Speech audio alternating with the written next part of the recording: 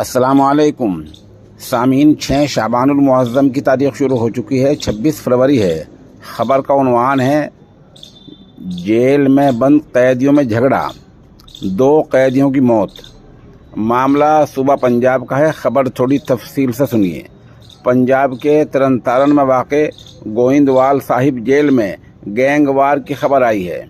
इत्तला के मुताबिक इस जेल में बंद सिद्धू मूसेवाला कत्ल के मामले में मुलजिमों के बीच पुरतशद्दुद झगड़ा हुआ है, जिसमें मुलजिम मनदीप सिंह तूफ़ान और मनमोहन सिंह मोहन की जान चली गई है। वहीं बठिंडा का रहने वाला तीसरा गैंगस्टर केशव बठिंडा शदीद तौर पर ज़ख्मी है, जिसको इलाज के लिए अमृतसर के हस्पताल ले जाया गया है। इन सभी पर सिद्धू मूसेवाला कत्ल मामले में शामिल होने का इल्ज़ाम है और इसी मामले में वो गोइंदवाल की जेल में बंद थे।